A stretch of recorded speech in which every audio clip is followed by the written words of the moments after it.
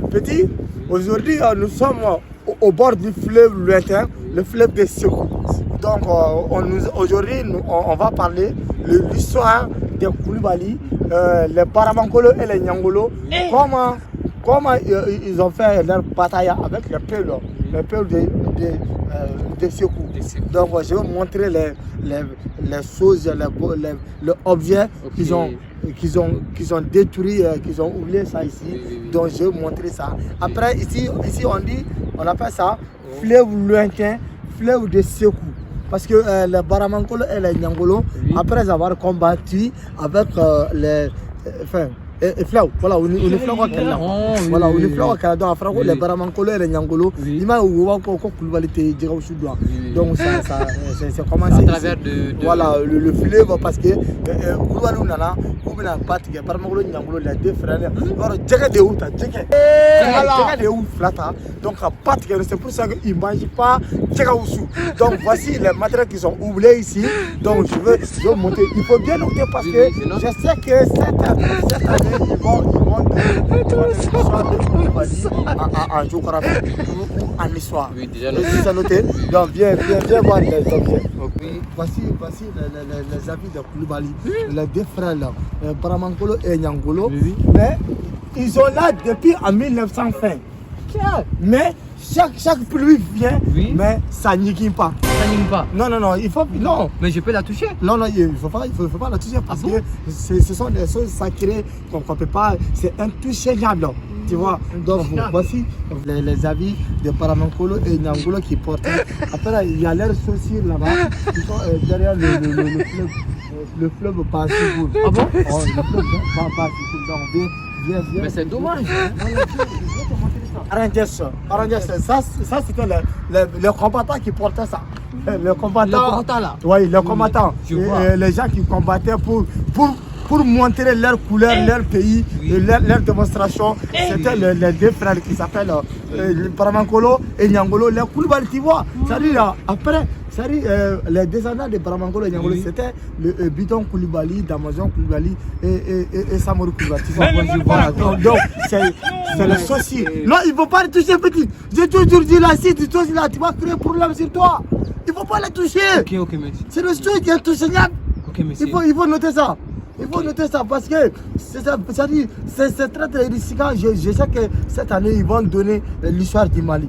Donc, quand on ne peut pas parler de l'histoire du Mali sans toucher l'histoire de Koulibaly, parce que le Mali est basé sur le Koulibaly.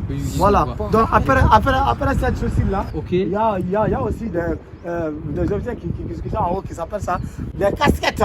Des casquettes. Les casquettes de Baramankolo et Niangolo. Les membres qui combattaient, ils portaient ça pour tout nous quoi. C'est dommage. Ce que je viens de dire là, c'est ça qu'on appelle ça, les casquettes. Ouais, les casquettes, c'est-à-dire en 1900 fait. Donc les Baramankolo Niangolo mais que le s'ils portent ça, ou mais tout nous. Ou bien, c'est-à-dire à un moment, what la Baramankolo Niangolo, what il n'a pas la mer. C'est-à-dire moi flow va bref. Les petits tolangolo là, qui font mon nom. Il a flip bab. Niangolo il a têté ça. C'est trop. Oui, il a têté ça parce que ça c'est le truc sacré quoi. Les choses magiques, on appelle ça casquette magique. Ça c'est casquette magique. C'est génial. Donc après avoir montré les habits, les chaussures et les tirs parce que il y a des mesures qui sont entre les haies. Donc il faut noter ça. Ils vont demander après avoir visité les fleuves lointains, les fleuves bord du Ségou, donc la distance qui se trouve entre les objets. Il faut noter ça. Donc ici, et ça c'est de 137. Oui, chaussures et casquettes. 137. Et Zavi et casquette, ça c'est. Si c'est ça, voilà. Dessin. Non, voilà, dessin. Il faut noter dessin. Il faut noter dessin. Donc après, on va noter ça. Donc il y a l'autre objet qui se trouve devant. On appelle ça surprise. Maintenant, pour faire bouvaniser et puis motivation de Baramankolo et Niangolo en combattant, ils voient ça. Ah bon? Oui, ils voient ça. Viens, je vais te montrer ça. Donc voilà les derniers objets qu'on appelle ça Ashura. ça dit thé Ashura, donc c'est les Baramangolo Nyangolo qui boivent ça. Donc pour ça, c'est la motivation, les troubanisations, les forces, hein?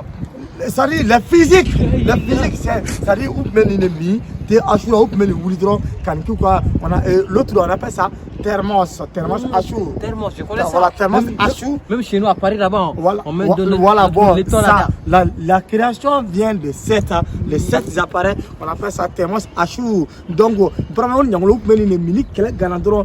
Si il n'y a pas de morale, motivation, donc le directeur général qui s'appelle ça, Ashura, on appelle ça Ag. Donc Ag, c'est lui qui a donné Ashura à Baramangolo et Nyangolo dans l'histoire de Ségou en 1920. Donc ils ont fait les transformations de thé Ashura. Tu vois, on appelle ça Ashura 1, donc thé Chama.